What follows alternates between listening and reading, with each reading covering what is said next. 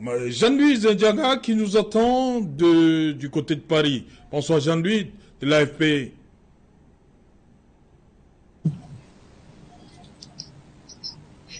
Jean-Louis, bonsoir.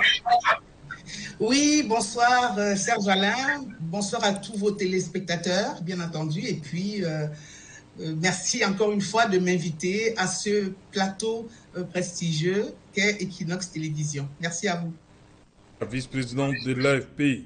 Voilà, Jean-Louis Ndiaga, vous êtes en France. Est-ce que vous... On va d'abord planter le décor. Qu'est-ce qui peut, selon vous, avoir pu amener le président Ahidjo à signer cette loi de 68 qui portait comme ça, code de la nationalité? Pourquoi 68? Comment on en arrive là? Alors, évidemment, la loi de 68 qui met en exergue justement le code de la nationalité et fait référence en fait à ce qui s'est passé dans les années 68 en France. Hein?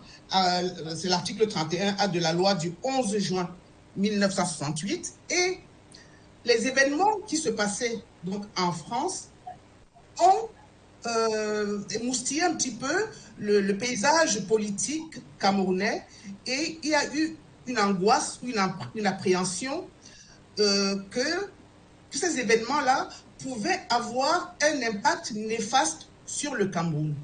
Or, ce n'a pas été le cas. En France. Et aujourd'hui, contrairement au Cameroun, la France, sur lequel on s'appuie pour avoir fait cette loi, elle pratique la double nationalité. A contrario, le Cameroun, qui a du mal à faire des réformes, hein, ce n'est pas seulement par rapport à la loi portant code de la nationalité, mais dans l'ensemble même du système, il y a une certaine frilosité à faire des réformes. Malheureusement, lorsqu'on promulgue des lois, ça c'est très important à dire, lorsqu'on promulgue des lois, il faut veiller à ce qu'elles ne vous rattrapent pas. Je peux faire une corrélation avec aujourd'hui ce qui se passe dans l'actualité au Cameroun. Tout le monde est au courant, personne n'en parle. Donc, vous savez que quand le fou n'est pas de votre famille, sa danse vous fait rire. Mais quand il est de votre famille, vous ne rigolez pas. C'est la même chose aujourd'hui. Donc, sachez Allez.